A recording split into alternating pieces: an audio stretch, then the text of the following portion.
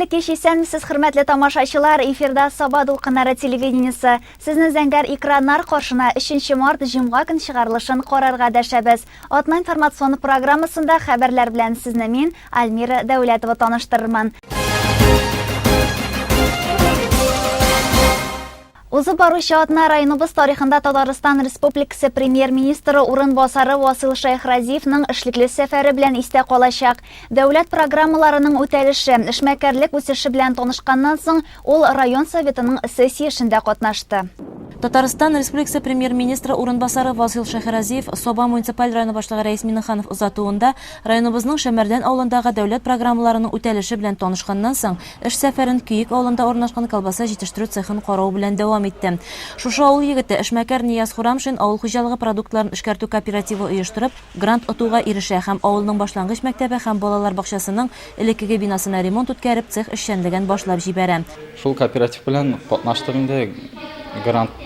Грантта оттык без анда 11 миллион, аның общий затратылар 18 миллионнан артык инде, шул 11 миллионын грант каплады. Ул грантка шушы реконструкция здания ясадык, бүтән оборудование алып кайттык, холодильниклар, перерабатывающий оборудование, пешерергә, коптитерга барсы да куелды. Снайт менә бу шарада запускать ителде инде. Биредә бары тик ат итеннән 10 төрдә колбаса продуктлары җитештереләчәк. Тора-бара ассортиментны тагы да киңәйтеп булачак ди эшмәкәр. Тулы куәтенә эш башлангач биредә көненә 1 тоннага якын әзер продукция эшләп чыгарырга мөмкин булачак. Колбаса һәм козылык район кибетләренә һәм Казан шәһәре сәүдә нукталарына озатылыр дип планлаштырыла. Колбаса төрле прессованный итләр төрлесе булачак инде. Бу бер 10 төрле булыр инде, пока килә эшлә башкарганда бер 3-4 төрле белән генә башлап җибәрәбез инде. Кооперативта 10 хезмәткәр эшләячәк. Бүгенге көндә биредә Балтач районы Бербаш авылы колбаса цехы осталары аларга эш серләрен өйрәтә. Туша разделы итеше, печник отдельно, анда мясорубкада отдельно, клипсаторда отдельно, һәрберсендә аерым кешеләр торга тиеш инде. Киләчәктә эшмәкәр яшелчә, җиләк-җимеш консервлау буенча да эш җәелдерәчәге турында хәбәр итте. Чиратта Тимершык авылында эшләп килүче күп функцияле үзәк белән танышу иде. Ул 2015 елда дәүләт программасы нигезендә сафка баскан. Бер түбә астында мәдәният йорты, җирле үзидарә советы, китапханә һәм спорт зал эшли. Җитәкчеләр Саба җәмгыятенең Тимершык бүлекчәсе базасында ачылган Сөт бизнес академиясендә дә булды. Элек бу бинада җирле үзидарә урнашкан иде. Узган ел ул капиталь төзекләндерелде. Кунакханә, аш бүлмәләре, уку класслары, якты актлар залы заманча эшләнгән. Биредә авыл хуҗалыгы белгечләренә өстәмә белем бирү, яңалыклар белән таныштыру, терлекләрне тукландыру технологиясын үзләштерүне максат итеп куялар. Сөт һәм андагы аксым белән майны ничек арттырырга кирәклегендә өйрәнәчәкләр. Алга таба башкала кунагы район үзәге Бойлар Сабасында халыкны социаль яклау идарәсе, халыкка социаль ярдәм күрсәтү бүлеге һәм эш белән тәэмин итү үзәге урнашкан комплекслы бина ачылышы тантанасында да катнашты. Биредә аны район һәм оешма җитәкчеләре белән бергә Татарстан Республикасы хезмәт, мәшгульлек һәм социаль яклау министры Илмира Зарипова каршы алды. Һәм социаль учреждениеләрдә тәрбияләнүчеләрнең кул эшләреннән оештырылган күргәзмә идарә эшчәнлеге белән таныштырды. Элек кунакханә ролен үтәгән бина бүген танып булмаслык заманча капиталь ремонттан соң якты һәм зауыклы эш урыннары, клиентлар өчен уңай шартлар тудырылган. Балалар өчен уен бүлмәсе дә бар. Моның өчен социаль яклау җитәкчеләре район башлыгы Рәис Миннехановка рәхмәтләрен дә җиткерде. Правительство, надо Рәис Нургалевич, сезгә, Не в каждом районе есть такая возможность. Шушындай матур бина ясаганыңыз өчен, шуннан да рәхмәт пройдет. Очень. Спасибо большое, что в едином... Стандарт очень хороший. Это стандарт. Вот тот формат. Да. Һәр объект белән танышканнан соң эшлекле делегация район мәдәният йортында әзерләнгән күргәзмәне карарга кайтты. Оешма предприятие, шәхси эшмәкәрләр дә үзләре җитештергән товарлардан бай күргәзмә төзегән иде. Районыбызда башкарылган эшләрне чагылдырган стендны җитәкчеләр зур кызыксыну белән күзәтте. Әйтәсем килә, Сабалар һәр вакытта да эшлекле булдылар, эшли беләләр, үзләренең дәрәҗәләрен беләләр. Шуңа күрә без монда елдан ел килеп яңа төрле программалар күрәбез һәм алар республика күләмендә алдынгылар. Һәм монда иң зур инициативалар бар дип әйтәсем килә. Тагын бер әйбәт ягы бар. Халык менә шу программаларны үзләре аша үткәргәчтән һәр вакытта да хуплап каршы ала. Һәм эксплуатация ягыннан ул бик матур күп чыга. Карагыз гына шул спорт площадкалар, лыжалар буенча, бадминтоннар буенча, гомум күләм спорт буенча, укулар буенча, даруханалар буенча хактан да зур уңышлар бар. Әйтәсем килә, 17 yıl hem бүтән yıllarda da şu sizin tırışlığınız, sizin inisiyativa her vaqtda da bulsun, hem siz respublikalarda her vaqtda da örnek bulunuz. Саба муниципаль район советы халык депутатлары сессиясында башкарма комитет җитәкчесе Равил Гасимов 2016 елда башкарган эшләргә хисап тотты. Саба район башлыгы халык депутатлары район советы рәисе Рәис Миннеханов 2017 елга яңа планнар белән таныштырды. Татарстан Республикасы премьер-министры урынбасары Васил Шейхразиев районыбызның узган елгы эшчәнлегенә уңай бәя бирде. Терлекчелектә, игенчелектә, кеше эшмәкәрлектә бердәмлеккә таянып эшләргә чакырды. Сез сабалылар республикада лидерлар рәтендә булырга тиеш. Моның өчен барлык мөмкинлекләрегез дә бар диде. Соңыннан ул районның бер төркем хезмәт алдынгыларына хөкүмәт бүләкләре тапшырды. Бу атнада Саба районы мәктәпләрендә ел укытучысы республика бәйгесенең зона ярышлары булып узды. Аларда республиканың 8 районыннан тәрбия өлкәсендә хезмәт куючылар катнашты. Билим һәм тәрбия бирү процесслары аерылгысыз. Әти-әниләр һәм укытучылар алдында торган изге бурычларның берсе балаларны кичкенәдән инсафлы, әдәпле, мәрхәмәтле итеп тәрбияләү. Балага тормышта үз урынын табу өчен дә уртак тәрбия, тырышлык кирәк. Саба гимназиясында үткән ачылыш тантанасында чыгыш ясаган Саба муниципаль районы башлыгы Рәис Миннеханов та өстәмә билим бирү педагогларына бик зур бурычлар йөкләнүен әйтеп узды. Киләчәгебезнең нинди булуы балаларга биргән тәрбиядән тора диде ул. Безнең тәрбия һәм өстәмә билим бирү оешкан икән мәктәптә. Ул тиешлечә эшләнсә, ул мәктәпнең уңышы була дигән сүз инде. То есть безнең киләчәктә буның уңышы билгеле. Бу мәсьәләне безнең дәүләтебез күтәрде. Инде менә конкурслар уза. Инде менә шушы зональ этап безнең районыбызда узу. Ул бик зур әйбер. Мәсәлән, дип әйтәм, күпкә беребездән беребез өйрәнәчәкбез. Каядыр барып узылса, ул анда безнең шушында хезмәт итүчеләр бөтенсә аны күрмәсе. Монда инде һәр вакытны методикалар һәр вакыт яңарылып тора. Бүгенге көндә яшьләр безнең ничәсәк тә утырмышлай, алар яңалыкка омтылалар. Без аларны бүгенге көндә үзебезнең сүзебез белән буйсындыру ул яңалык белән генә. Элекеге белән алдырып була торган түгел. Бүгенге көндә үзеңне табырга кирәк. Без бөтенебез бергә булганда, мин уйлыйм, тиешлечә белем биреп, тиешлечә тәрбия биреп, киләчәк буын безнең яхшы булыр дип көтеп калабыз. Татарстан Республикасы мәгариф һәм фән министры урынбасары Лариса Сулима әлеге бәйгедә иң яхшы мөгаллимнәрне ачыклап кына калмасак иде, биредә тәҗрибә уртаклашуда булсын иде дигән фикерне җиткерде. Этот конкурс мы проводим ежегодно, и он направлен в первую очередь на укрепление престижа всех работников, которые сегодня работают в сфере воспитания и дополнительного образования детей. Вы знаете, что с прошлого года Министерство образования направило в качестве грантовой поддержки 15 миллионов рублей. Это впервые такая сумма была выделена на поддержку именно работников сферы воспитания. В этом году планируется в соответствии с майским указом президента повышение заработной платы педагогам доп. Образования. И вообще воспитательная работа, вы знаете, что сегодня она является приоритетом номер 1. Мы меняем акцент и понимаем, что в законе об образовании написано, что образование – это воспитание и обучение. Вот это очень важно, чтобы такие конкурсы в первую очередь помогали педагогам, которые классным руководителям, педагогам доп. Образования, нашим педагогам-организаторам, которые сегодня занимаются организацией в школе детского движения, детских организаций, ученического самоуправления, конечно, наших заучей по воспитательной работе, чтобы чувствовать себя в первую очередь, что они сегодня в почете, что их педагогическое мастерство, оно республике очень необходимо, потому что по итогам конкурса мы планируем накопить себе некую базу методических материалов, лучших программ образовательных, дополнительного образования, лучших методических разработок, то же самое внеклассные часы. Это все потому, что у нас сегодня хорошо присутствует в школе. И вот такие конкурсы – это возможность в первую очередь обменяться опытом, себя показать, но, конечно, жюри оценить, какой сегодня уровень у нас специалистов работает в том или ином муниципальном районе. Саба районында үткән ел укытучысы республика бәйгесенең тәрбия эшчәнлеге юнәлешендәге зона ярышларында сыйныф җитәкчеләре, тәрбия эше буенча директор урынбасарлары, мәгариф идарәләре җитәкчеләренең тәрбия эше буенча урынбасарлары, өстәмә белем бирү педагоглары, педагог оештыручылар көч сынаштылар. Бәйгеләр Сатыш, Лисхоз урта мәктәпләре, Шемәдән лицейы һәм Саба гимназияләре базаларында үтте.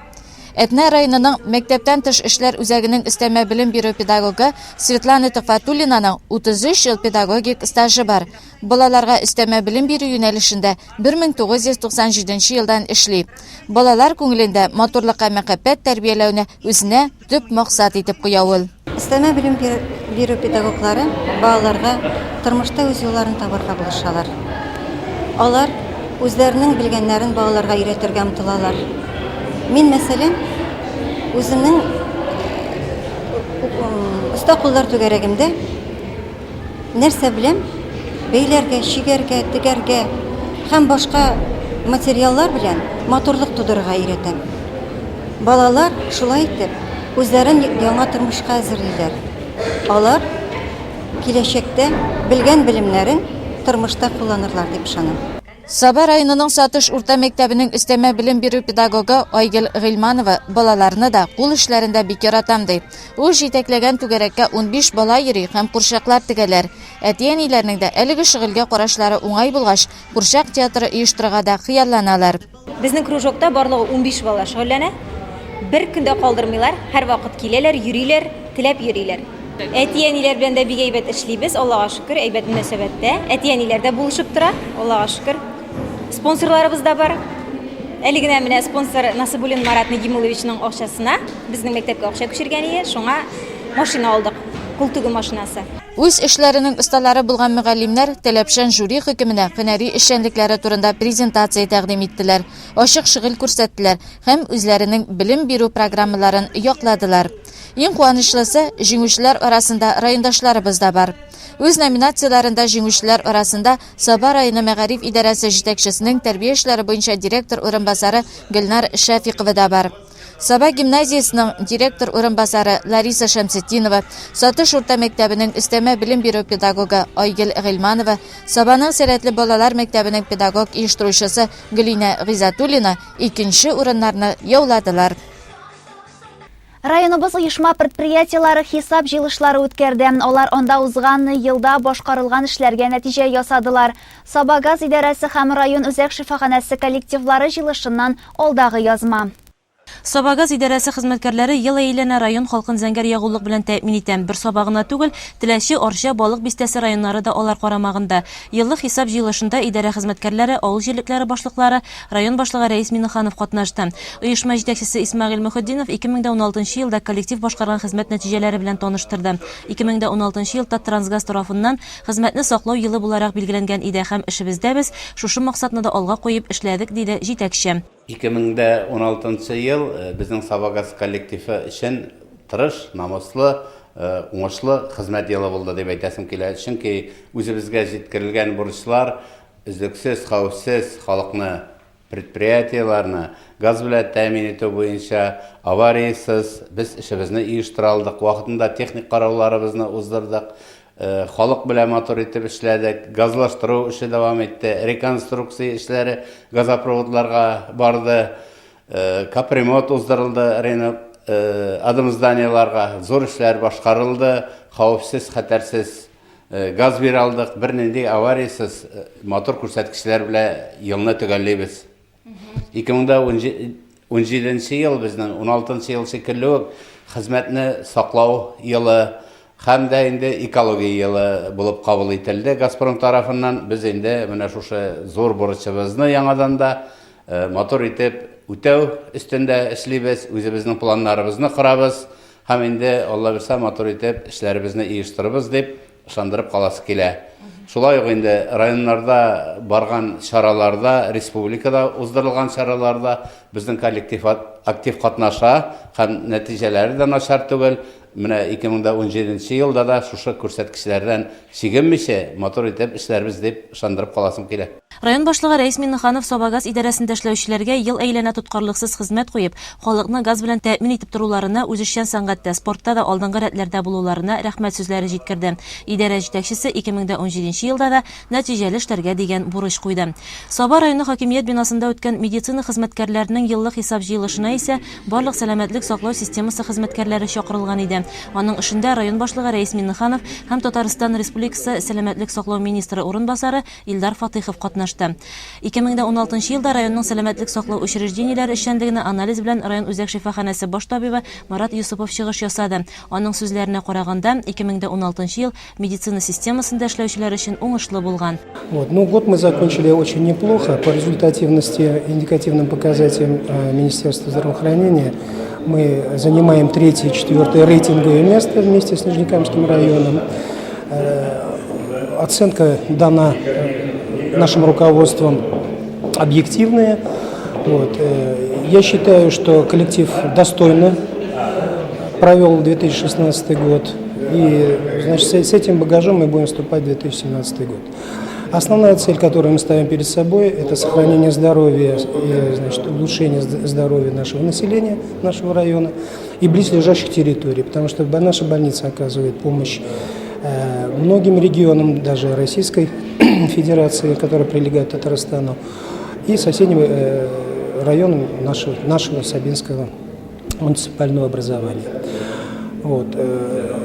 Поэтому будем считать, что на том базисе в Новый год мы заходим достойно. Республика тарафыннан да Саба районы табибларының эшчәнлеге югары бәяләнә. У нас Сабинский район всегда отличался, был в передовых районах, и по итогам 2016 года находится он в тройке лучших учреждений в целом по Республике Татарстан. Сегодня ведь самая основная задача – это снижение смертности от основных причин, это профилактика сердечно-сосудистых заболеваний, формирование в целом здорового образа жизни среди населения в целом Республики Татарстан.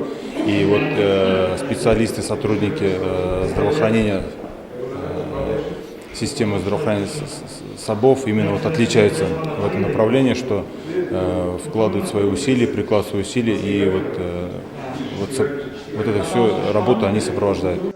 Район үзәк шифаханәсе баш табибы Марат Юсупов 2017 елда да халык сәламәтлеге сагында булачакбыз диде һәм район медицинасы системасында быел зур үзгәрешләр дә көтелә дип белдерде. Без 4 төрле ел фасылында яшибез, һава торышына бәйле рәвештә киенәбез. Организм шуңа җайлашкан һәм шуны таләп итә. Кышкы салкыннардан да безне җылы итеп киенү саклап кала. Җылы сөючеләр тизрәк җәй җитүен көткәндә, Шәмәрдән авылында яшәүче Мөнир Зарипов кыш көнен чыныгып уздыра. Гадәти булмаган кеше белән безнең иҗат төркемендә танышып кайтты. Шәмәрдән лицейында хезмәт дәресләрен укытучы Мөнир Зарипов соңгы 3 елда кышның иң салкын көннәрен бер кат юка күлмәк белән йөреп уздыра башлаган. Тән температурасы сәламәт кешенеке сыман 36,6 градус. Безнең сыман ул да туңа, тик салкын белән көрәшергә тырышам ди ул. Бу хакта уйламасаң, организм үзе ияләнә дигән фикерне алга сөрә. С чего я начинал? Я начинал просто обтирать руки снегом. Выйдешь во двор, оботрешь руки, шею, лицо. Это было только начало. И я чувствовал, как идет прилив сил. Чувствуется бодрость. На работу приходишь свежий, весь энергетически заряженный. И такое бросать не хочется. Когда человек начинает этим заниматься, он просто зажигается. Дальше я переходил на обтирание тела, а потом я уже одевал шорты и уже нырял в снег. Ходил каждое утро, встану, покормлю кроликов раздетый, искупаюсь в снегу, оботрусь, немножечко зарядку сделаю и на работу. На работу я иду также в рубашку, жду автобус подъезжает, 20 градусов, 30 градусов, в автобусе холодно, дети там мерзнут, все укутанные сидят, а я стою в рубашке. Подъезжаю к школе, но, конечно, многие мне всегда говорили, заболеешь, нельзя, но это было не для меня, и до сих пор это не для меня. Слово «заболеть» у меня сейчас здесь в голове стоит, нельзя болеть. Даже по одной простой причине, по той, что я хожу сейчас раздетый, все видят меня как закаленного человека, и если я заболею, об этом пойдет большой слух, что я заболел. И поэтому меня сейчас держит не только снег, как здоровье, но еще голова, которая не позволяет мне болеть только одними мыслями. Иртән ул турникта тартыла, аннан соң бакча ягына чыгып карда кыена. Бу шөгыль аңлатып бетер алмаслык рәхәтлек, көч, энергия бирә. Шинага башлагач салкын тию, буыннар сызлауның нәрсә икәнлегендә оныттым ди үзе. Хыялы бала чактан җиргә якын булу, бакчачылык, умартачылык белән шөгыльләнү булган. Шушы теләк белән Казан егете Шәмәрдәнгә кайтып төпләнә. Городская жизнь мне была не по душе. Мне всегда хотелось быть на земле. Отец раньше все время возил меня на дачу. Мне нравилось ковыряться в земле, что-то выращивать, видеть, как это все растет. Вот достижения. Соседи меня называли там агроном еще с маленького возраста. И все это во мне воплощалось, и в конце концов мои мечты так и были уехать в сельскую местность, иметь свой огород, свой дом, теплицу, завести пчел. Так получилось, что со стороны жены умерла в свое время бабушка, и родственники пригласили нас в свободный дом. Мол, живите, дом все равно пустует, мы так в нем и обосновались. Но дом был старенький, поэтому все равно мы отстроили свой дом, как говорится, свое гнездышко, и поселились вот в этом доме. Бүгенге көндә Зариповлар күпләп куян үрчетә, яшел чәчелек белән дә теләп шөгыльләнә алар. Яңа алымнар кулланып кыяр, помидор үстерергә яраталар. Здесь посажены озимые томаты, я их выставлял в Ютубе. И весной мы хотим посмотреть, какой эксперимент. Здесь запасы земли для пересадки рассады. Рассады я выращиваю вот здесь на полках. Специально у меня посадочные места здесь. Вот здесь везде по периметру выращиваю полностью рассаду. И вот здесь тоже также выращиваю рассаду. Рассчитываю на то, что рассада взойдет, потому что экспериментировал уже многими годами, и после зимы выходят дикие рассады томатов.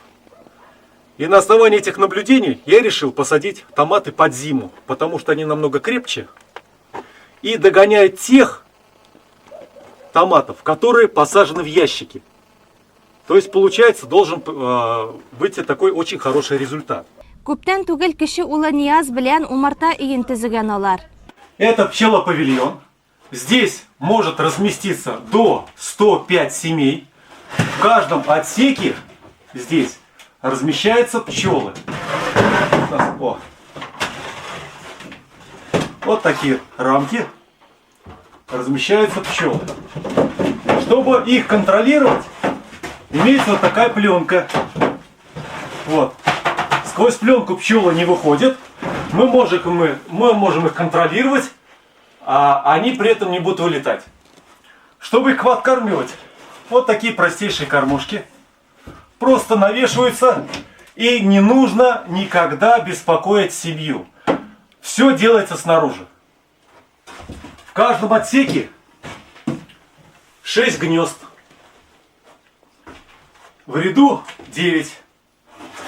Здесь вентиляция верхняя, здесь вентиляция нижняя, чтобы летом не было жарко. И этот павильон автоматически погружается на КАМАЗ без помощи подъемного крана.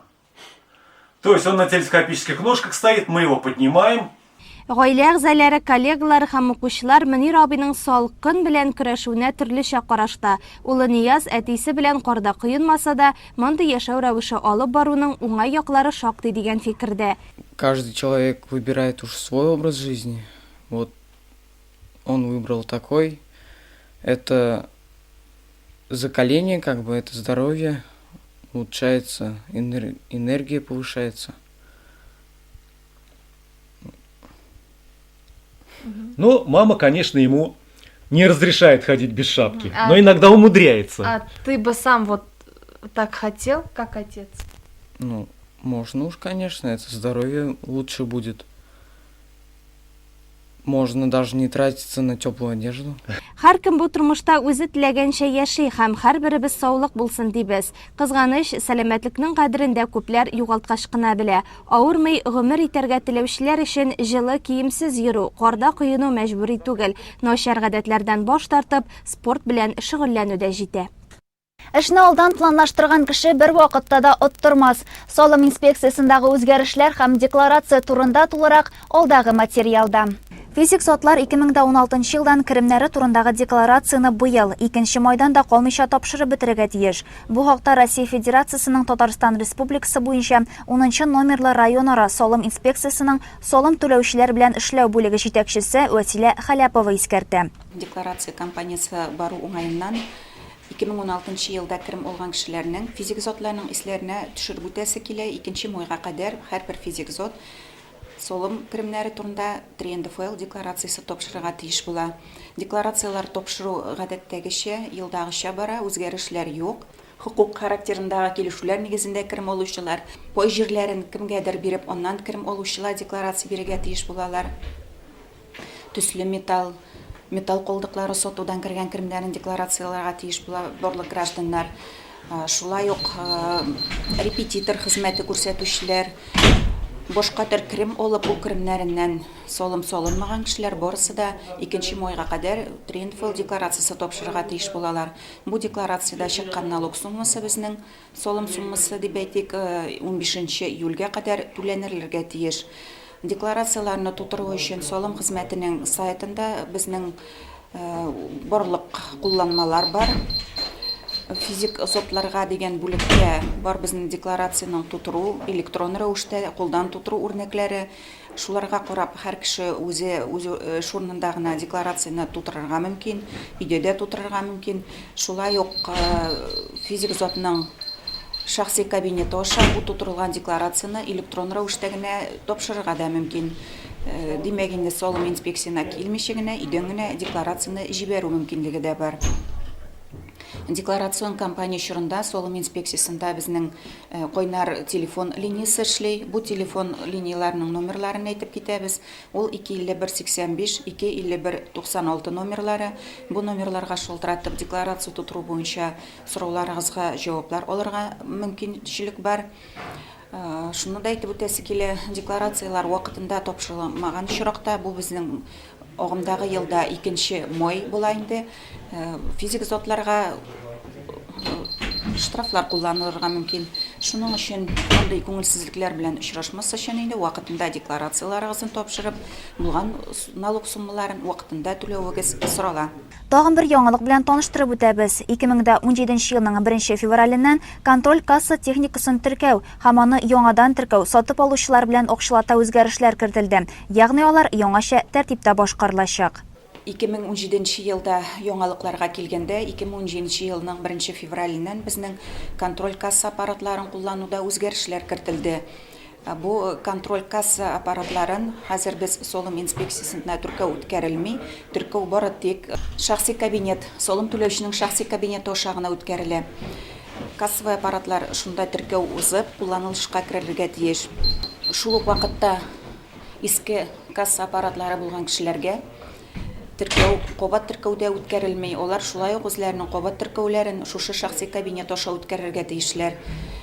1 июльдән башлап 2017 елның бары тик яңа типтагы касса аппаратлары гына кулланылышка керә. Аларның яңалыгы шунда, аларның фискаль хәтер дип әйтик, фискаль мәгълүматлар тупланылышы бара. Һәм кассовый аппаратка җыелган бу фискаль мәгълүматлар турыдан-туры салым инспекциясыларының мәгълүмат базасына тапшырылачак.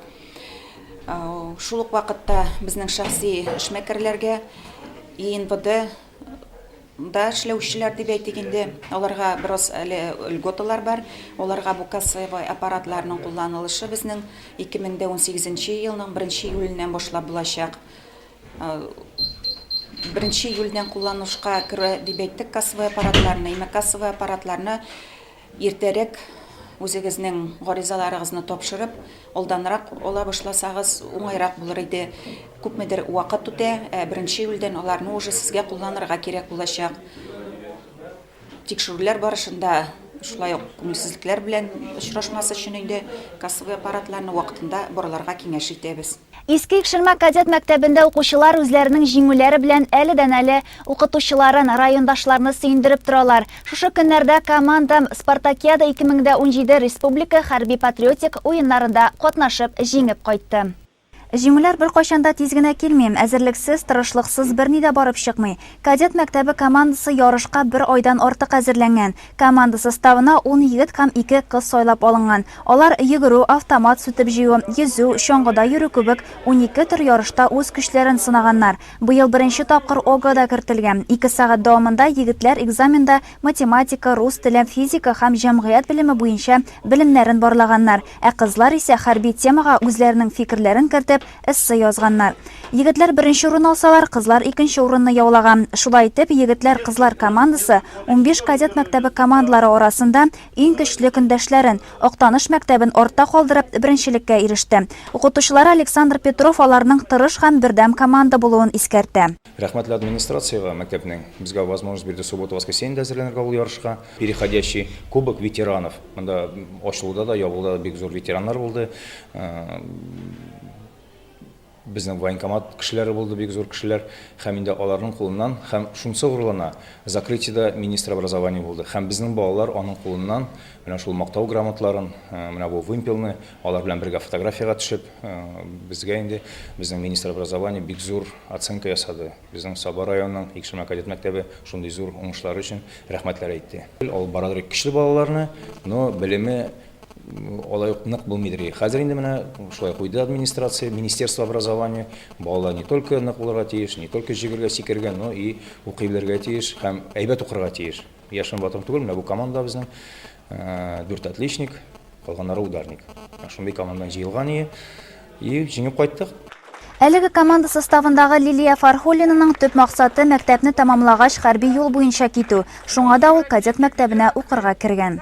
Мин мәктәптә үземне уңай яктан күрсәтергә тырыштым һәм мине командага алдылар.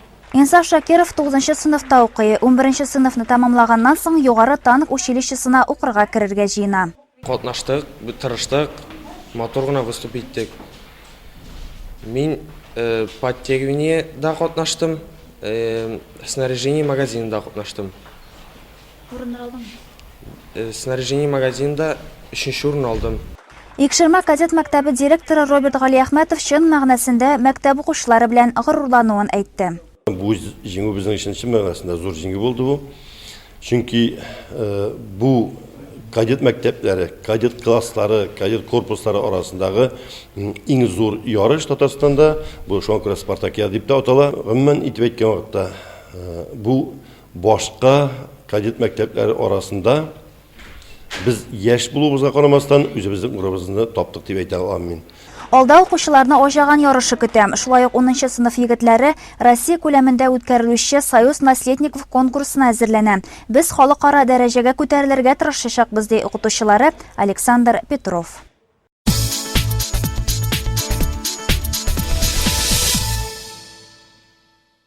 Районның 40 яшьтән узган ир-ат ветеран командалары арасында барган мини-футбол уеннары төгәлләнде.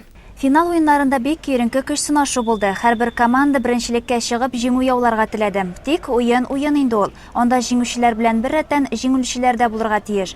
Финалга чыккансыз икән, сез инде җиңүче. Шулай итеп 3нче урынга Шәмәрдән тимер юлчылары коллективы, 2нчегә Сабагаз идарәсе һәм инде 1нчегә Хакимият йорты командасы чыкты. Аларны район башлыгы үзе дә футбол уенында һәм үз командасы өчен көч биреп катнашучы Рәис Миннеханов котлады. Бүләкләр тапшырды. Шулай ук иң яхшы уенчыларны да билгеләделәр. Иң яхшы уенчылар Альфред Габдрахманов, Ильяс Шихабетдинов, иң күп туп кертүче буларак Айдар Гәраев табылды. Шәмәрдән лицея спорт залында хезмәт коллективлары һәм авыл җирлекләре ир-ат командалары арасында барган мини-футбол буенча Саба районы финал уеннары да узды. Көч дәрте ташып торучы ир-атлар эштә генә түгел, ярышларда да сынатмый. Барлык булган энергиясын кулланып актив рәвештә футбол уйный. Иң көчле командалар үзара призлы урыннар өчен көч сынашты. Нәтиҗәдә 3нче урынга район электр шелтәре, 2нчегә Шәмәрдән тимер юлчылары урнашты. Ә тулы җиңүче Шылпуынга командасы яулады. Чемпионатның иң яхшы уенчылары буларак район электр шелтәреннән Султан Рафиков, Шылпуымгадан Айдар Саттаров танылды. Иң яхшы капкачы Сергей Милешин, иң күп туп кертүче Айрат Яруллин. Уенчыларны район башлыгы котлады. Призлы урын алучылар грамота һәм акчалата бүләкләр белән тәбрикләнделәр. Җиңүчегә кубок тапшырылды. 3нче көн хатын-кызлар арасында волейбол буенча Саба районы чемпионатының зона этабы җиңүчеләре ачыкланды. Мәгълүм булганча, ел сайын районыбызда хезмәт коллективлары һәм авыл җирлекләре арасында төрле спорт бәйгеләре алып барыла. Волейбол ярышлары шуларның берсе. Хатын-кызлар һәм ир-ат командалар үзара лидерлык өчен көч сынаша. Соңгы 3 атна дәвамында хатын-кыз командалары үзара ныклы көрәштә волейбол уеннарында җиңү өчен бәйге тотты. Соңгы хәлиткеч уеннар 1 март көне Саба спорт комплексында үтте. Бу көнне 2 лигада, югары һәм 1 лигада командалар көч сынашты. Барлыгы 22 команда. Биредә оешма предприятиеләрнең дә авыл җирлекләреннән килгән командалар да бар иде. Командалар арасында очрашулар бик киеренке һәм кызыклы алып барылды. Җанатарлар үзләренең көчен көч биреп торды. Шулай да җиңүчеләр һәр ике лигада да ачыкланды. Район чемпионатының зона этабында үзләренең кички ялларын жәлләмичә көндә шөгыльләнергә һәм уеннарга йөргән хатын-кызларны район башкарма комитеты җитәкчесе Раул Гасыймов тәбрикләде. Елдан-ел уен дәрәҗәсе күтәрелә. Үзегезнең уеныгыз белән яхшы эмоцияләр бүләк итәсез дип мөрәҗәгать итте ул волейболчы хатын-кызларга. Иң куанычлысы илдә әйткәнебезчә, сафларыбыз алта, уен дәрәҗәсе күтәрелә һәм дә югарыга. Инде рәисләр оештырышлары белән быел беренче тапкыр муниципаль работниклар арасында хатын-кыз командалары волейбол ярышы кертелде. Менә шундагы тренировка дип санап, бу ярышларны шунда кертеп китәрбез, наверное. Анда да үзебезнең муниципаль командалар бик яхшы соңгы финалны карадык, больница белән ЦРБ командасы белән финансист. Алар икесе дә, наверное, әйтеп үтәрбез алдаракта. Беренче лигада уңышка ирешеп, киләсе елга югары лигада уйнаячаклар. Бик достойный командалар, аларның арасында яңа волейболчылар туры килә. Һәр хезмәтнең үзенең нәтиҗәсе булган шикелле, ничә еллар топтан кайсы ягыннан кая сугасын да белмәгән балалар бакчасы командалары, алай дип әйткәнгә үпкәләмәгез, бүгенге көндә көндәлек йөреп үзләре уже лигада беренче, икенче урын алмасалар да өченче, дүртенче урын алалар. Любой командага күпмедер каршылык күрсәтәләр. Иң куанычлысы, залга килеп кергәндә 5-6 бала ким дигәндә каршыма йөгереп чыга. Балалар, ирләр монда, болельщиклар монда, хезмәттәшләр монда, сезнең бөтенегез дә шушы турнирларның киләчәктә дә дәвам итүе теләп каласыздыр дип уйлыйм. Язның бүген беренче көне, бер атнадан сезнең бәйрәм, якынлашып килүче 8нче март бәйрәме белән дә барыгызны тәбрикләргә рөхсәт итегез. Иң мөһиме, барыгызга да ныклы сәламәтлек, гаиләләрегездә иминлек, ил тыныч булсын. Иләрегездә, эшләрегездә уңышлар гына сезгә юлдаш булсын. Инде нәтиҗәләргә килсәк, 1 лигада җиңүгә омтылыш номинациясендә Кыңгырау балалар бакчасы командасы тәбрикләнде. Призлы урыннарны исә иң көчле дип табылган командалар бүлеште. 3нче урынга Саба гимназиясе кызлары, 2гә финансистларның 1нче командасы урнашты. Ә җиңүче булып 1нче баскычка район үзәк шифаханәсе волейболчылары күтәрелде. Югары лига уеннарында 3нчегә спорт мәктәбе, 2нче урынга исполком командалары лаек булды. Җиңүче булып бу категориядә Нырты авыл җирлеге волейболчы кызлары танылды. Шулай ук волейбол ярышларының иң яхшы уенчыларын да тәбрикләделәр. Бүләкләрне спорт мәктәбеннән Гөлнара Насыйбуллина, исполком командасыннан Шулпан Хабибуллина һәм Нырты кызлары Илзия Шамсетдинова белән Гөлнара Зариповалар алды. Алдагы уеннар Шәмәрдән зонасында көтелә. 23-24 февраль көннәрендә Лесхоз бистәсендә чаңгы ярышлары узды. Ярышта оешма учреждение, авыл хуҗалыгы предприятиеләре, авыл җирлекләре хезмәткәрләре һәм җитәкчеләре катнашты. Узышлар башланганчы башкарма комитет җитәкчесе Рауил Гасыймов 23 февраль ватанны саклаучылар көне белән тәбрикләп, узышта катнашкан һәр кемгә уңышлар теләде. Стартка хатын-кызлар, ир-атлар, җитәкчеләр аерым кузгалды. 23 февраль көнне авыл җирлекләре, авыл хуҗалыгы предприятиеләре арасында үткәрелгән ярышта хатын-кызлар арасында беренче урында Гөлсем Миннеханова һәм Дания Галимуллина. Ир-атлар арасында беренчелекне Фейс Хасанов, Булат Мәүлетов, Айдар Гараев, Халил Сабиров яулады. Команда беренчелегендә Миша җирлеге, икенче урында Шәмәрдән җирлеге булса, өченчедә Саба шәһәр җирлеге урнашты. Оешма учреждение предприятиеләр хезмәткәрләре арасында хатын-кызлардан беренче булып Язилә Галәметдинова, Римма Мәбәрәкҗанова, Рәмзинә Зиятдинова килделәр. Ир-атлар арасында беренчелеккә Данил Ганиев, Ирек Гарипов, Закирҗан Бикмөхәммәтов, Альберт Гарипов, Нәгыйм Газизовлар чыкты. Командалар арасында беренче урында Сабагаз, икенче урында Финанс бюджет палатасы, өченче урынны Аграр көллият командасы били. 18 февраль көнне районыбызның студентларын туплаган командалар волейбол турнирында очраштылар. Алар әлеге уеннарын Афган сугышында хәлак булган якташларыбызның якты истәлегенә багышладылар. 15 февральда Совет гаскәрләренең Афган җирендә барган сугыштан чыгарылуына 28 ел тулды. Бу датаны районыбызда спорт чаралары белән дә билгеләп үтү гадәте яши. Мәсәлән, волейбол турниры. Студентлар арасында оешкан командалар анда катнашып көчләрен барлыйлар. Күчмә кубокка ия булалар. Саба спорт комплексында билгеләнгән ярышларны карарга афганчылар оешмасы рәисе Илшат Әхмәтшин һәм армия хезмәтен Афган җирендә кулына утлы корал алып узган Фәнис Вәлиев та катнашып, үзләренең чыгышлары белән тулыландырдылар. Командалар район күләмендә үткәрелеп килүче ярышларда даими катнаша. Һәр уен үзенчәлекле. Җиңүчеләр дә яңарып тора. 3нче урында аграр көллиятның 2нче командасы, 2нчедә Мишән калды. Ә 1нче иң югары баскыч Шәмәрдән егетләренеке. Аларга афганчылар оешмасы исеменнән волейбол турниры истәлеге кубок бирелде. Бүген сезгә җиткерәсе яңалыклар шулар иде. Саба дулкыннары телевидениесе үз эшен алга таба дәвам итә. Рекламада соң җырлы бүләк тапшыруында очрашырбыз.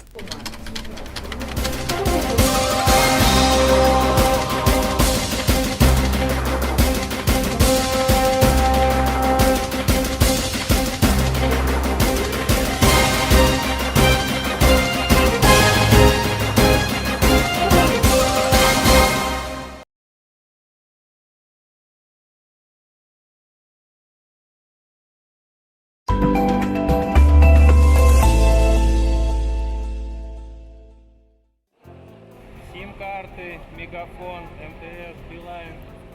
И не звони мне больше. Первый раз в незнакомом городе? Срочно нужна новая сим-карта? Хотите подарить не только новый телефон, но и новый номер? А вы уверены, что покупка сим-карт без оформления договора является безопасной? При покупке сим-карты без оформления договора вы не застрахованы от бесконтрольного списания денежных средств. Закрытие вашего счета в любой момент. Отсутствие возможности смены тарифа и оператора. И до вас эту карту могли использовать в противоправных действиях. Всегда покупайте сим-карты в официальных салонах связи.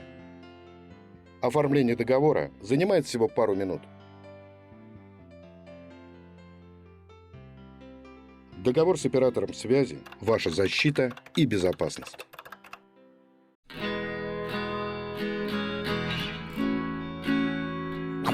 Ходить устал? Иди на портал. Экономьте свое время. Пользуйтесь порталом Госуслуг Татарстана. На сайте работает 240 быстрых и удобных сервисов.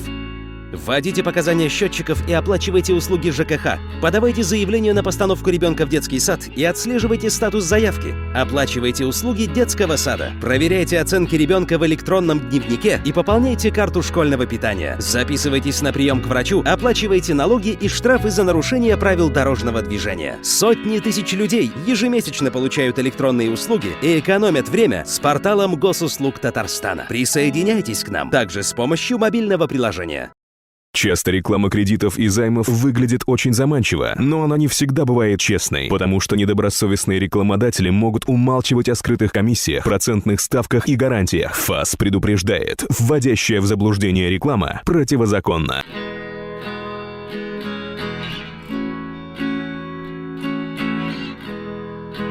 До сих пор ходите на почту или в банк, чтобы оплатить услуги ЖКХ? Воспользуйтесь мобильным приложением Госуслуг Татарстана.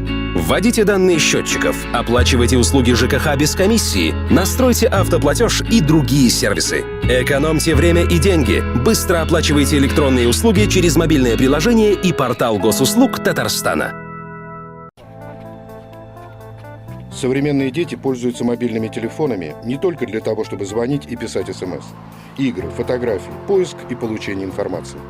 И как все родители, мы переживаем и волнуемся за своих детей.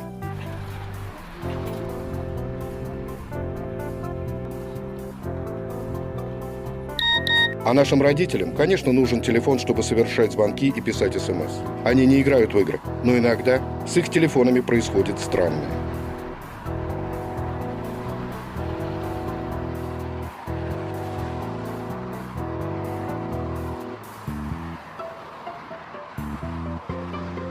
И в самый неподходящий момент наши близкие могут оказаться без связи. Абонент временно заблокирован. Сумма на вашем счете недостаточно для совершения исходящих вызовов.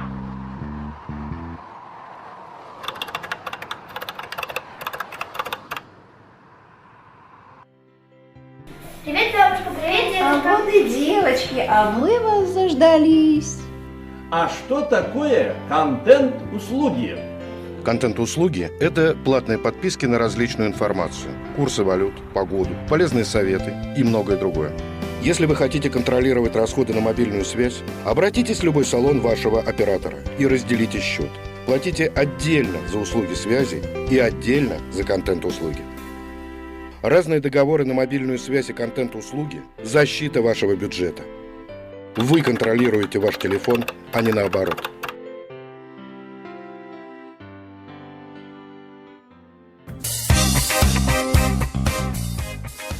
Qaraydi, qutini gazetini ochtirib olib tuzgan bitinda. Garaj tizilmagan kreditni to'lab turga kerak.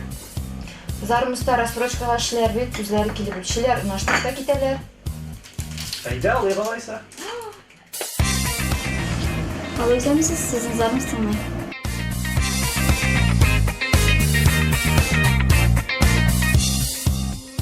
Үйің емлі, тұрмыш жайлы, Зармустан жиһаз алсаң. Достым, бір де алданмассың, Зармусқа заказ бирсең.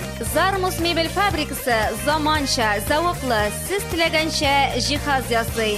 Бізде хәзер 15%-ка кадәр ташламалар, шулай ук 2 елга кадәр кредитка бирү, яки 4 айга кичектереп түләү мөмкинлеге бар. Матурлыкны үз күзегез белән күрәсегез килсә, Зармус кибетенә килегез. Биредә киң ассортиментта бүлмә ишекләре һәм аркалар бар. Безнең адрес: Байлар сабасы, Төзүчеләр урамы, 7-йөр. Телефон номерлары 25 000. Зармус.